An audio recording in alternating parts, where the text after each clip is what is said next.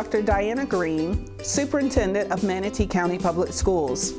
I'm excited to speak with you about our partnership with the United Way of Manatee County and an opportunity for you to change a child's life forever. Research has revealed a phenomenon known as the word gap, which contributes to children showing up on the first day of school already behind. A child in a low-income family hears an average of 8 million fewer words per year than a child from a wealthier family.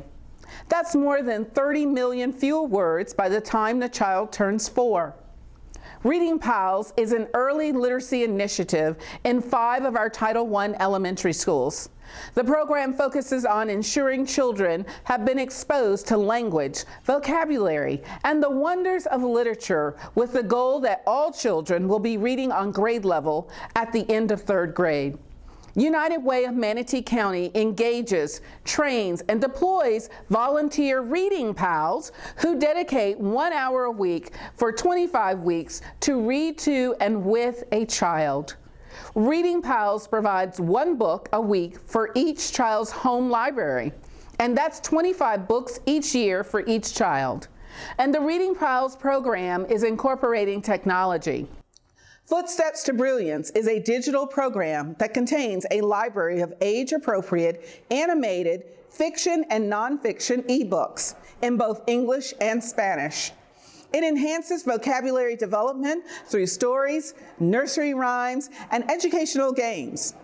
I have always known how important it is to engage families in their children's learning, and technology offers extraordinary new capabilities. Each family that has a child in the Reading Pals program will receive training and have access to the Footsteps to Brilliance on their own mobile devices. We will eliminate the digital divide for these families and provide educational opportunities for them beyond the school day. Nearly 1/3 of Florida's 3rd graders attending public school cannot read at minimal proficient levels. And sadly, those children are 4 times more likely to drop out of high school.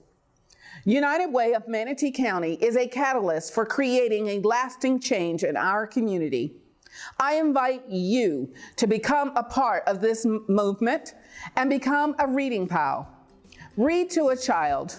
You're likely to enjoy it, and he or she is likely to graduate. I remember the first day I was so nervous. It almost reminded me of the first day of school, how you're sitting there and you're a little bit like excited, but you're also wondering how's it gonna go. And it was an immediate thing. You just mesh with them.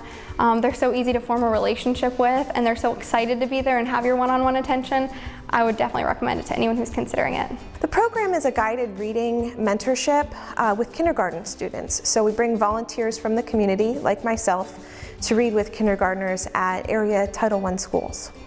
Title I brings hope because it brings people who are passionately devoted to helping kids break the cycle of poverty and helping kids have a chance to achieve things that they may never be able to achieve. I can say after 3 years of doing this, we've seen quite an improvement, and what's really great about it is the kids get to know all of us, and they look forward to seeing us because they know they get personal attention. We just love it, and it helps the kids. We're proud to do it, and the kids are eager to see us. I believe strongly that it does benefit the children, but I very selfishly am afraid I do it mostly because it benefits me.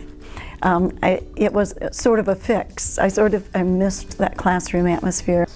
It's been wonderful. I've been doing it since day one. The last 3 years, I started the first year in 2nd grade, and then the last 2 years I worked as a Reading Pal in the kindergarten.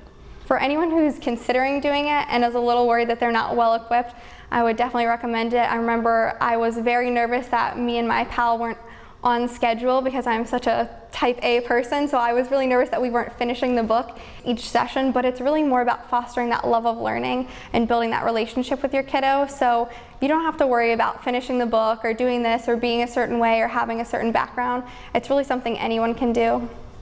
These students, they need love and they need encouragement, and it doesn't have to come from their family members. I mean, they'll get it from anybody who will give it to them. They look up to people who have careers and live differently than they do. They are encouraged by that. When you actually come and give your time and you show you're interested in them, I think that makes the most impact, because they see that, okay, other people do care about me. They do care about where I come from and where I'm going.